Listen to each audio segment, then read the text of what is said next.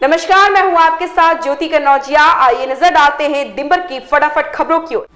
पांचवें चरण के मतदान से पहले कांग्रेस सांसद अधीर रंजन चौधरी ने देश में कांग्रेस और इंडी गठबंधन की सरकार बनने का दावा किया। उन्होंने बताया कि उनकी मांग राहुल गांधी को प्रधानमंत्री बनाना है। इसके साथ कांग्रेस नेता ने पश्चिम बंगाल की मुख्यमंत्री ममता बनर्जी पर भी जमकर निशाना साधा। अधीर रंजन ने ममता बनर्जी पर गठबंधन से भागने का आरोप लगाया। राष्ट्रीय महिला आयोग ने दिल्ली के मुख्यमंत्री अरविंद केजरीवाल के पूर्व निजी सचिव विभव कुमार को शुक्रवार को पेश होने के लिए कहा। महिला आयोग ने मालीवाल के उस मीडिया पोस्ट का स्वतः संज्ञान लिया जिसमें उन्होंने दावा किया है कि वह विभव के मुख्यमंत्री के आवास पर उनके साथ बदसलूकी की।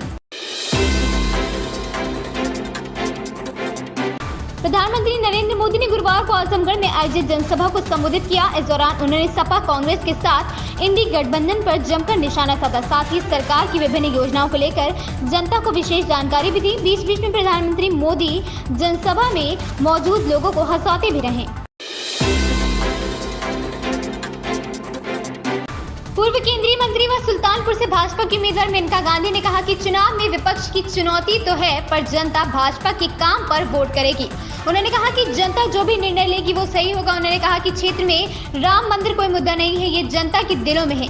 जनता विकास के मुद्दे पर वोट देगी। उन्होंने कहा कि प्रधानमंत्री आवास योजना सहित कई नीतियों का जनता को सीधा लाभ मिला है।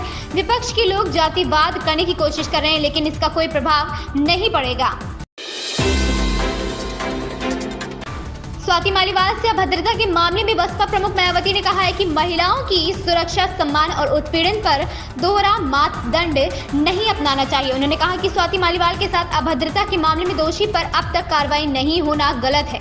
ऐसे में राज्यसभा के सभापति और महिला आयोग को भी इस घटना का संज्ञान लेना चाहिए। अखिलेश ने मंच से कहा कि पिछले 10 सालों में भाजपा सरकार ने बुंदेलखंड की जनता को लूटने का काम किया है। अब जनता भाजपा को रोकने का कार्य करेगी। अखिलेश ने कहा कि भाजपा ने यहां 60 लाख लोगों के भविष्य को अंधकार में डाल दिया है। अखिलेश ने कहा कि अगर अब भाजपा की सरकार आई तो अभी तो फौज की नौकरी 4 साल की हुई है।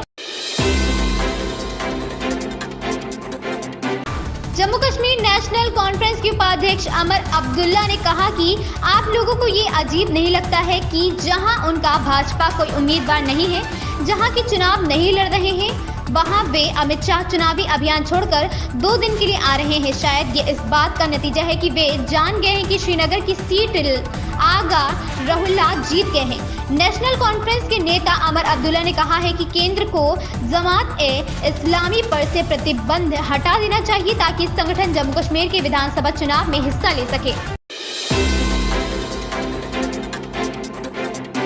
राजद सुप्रीमो और बिहार के पूर्व मुख्यमंत्री लालू प्रसाद यादव ने आज भाजपा पर तीखा हमला बोलते हुए आरोप लगाया कि भगवा पार्टी आरक्षण और लोकतंत्र को खत्म करने पर तुली हुई है। लोकसभा चुनाव प्रचार के बीच सोशल मीडिया पर लालू यादव ने लोगों से बीजेपी को वोट ना देने की अपील की। उन्होंने एक्स पोस्ट में लिखा कि प्यारे देशवासी, सतर्क और सावधान हो जाइए। भाजपा आपका आरक्षण देश का लोकतंत्र और संविधान खत्म करने पर तुल गया है।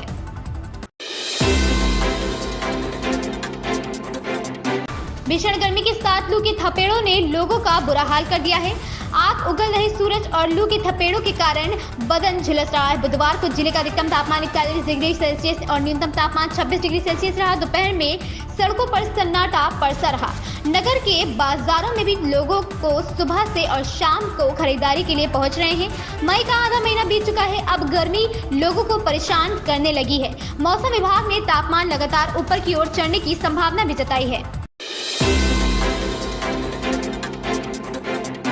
मंगलवार को 77वें कांस फिल्म फेस्टिवल की शुरुआत हुई। ऐश्वर्या राय बच्चन अपनी बेटी आराध्या के साथ कांस के लिए रवाना हुई।